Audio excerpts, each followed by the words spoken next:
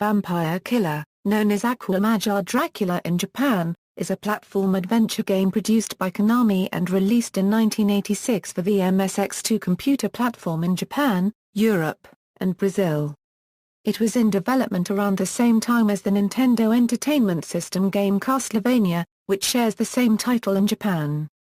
The MSX2 version of Aqua Major Dracula was released in Japan on October 30, 1986, a month following the NES version, making it the second game in the Castlevania series. It was the first Castlevania game released in Europe. It was never released in North America. In contrast to the more traditional platform gameplay of the NES Castlevania, the MSX Vampire Killer was instead a more open-ended platform game. The game's non-linear design had a similar structure to Metroid, released that same year.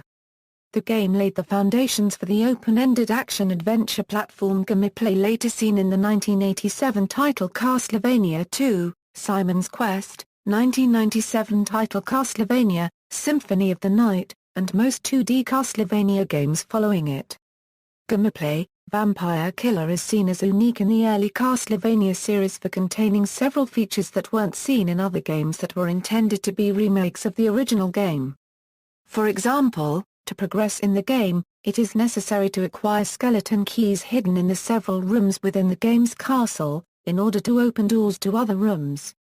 Other keys also have to be found in order to open treasure chests containing useful items, such as shields for protection and speed boots. Merchants can be found along the way, selling items to the player. While containing considerably different gameplay than the original Castlevania, both games share most of the same background settings, enemies and music.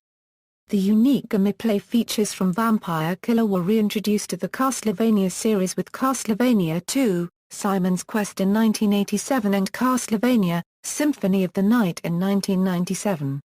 As with many other MSX titles such as Metal Gear and Contra, the action takes place one screen at a time in a fashion similar to the original Legend of Zelda for the NES. References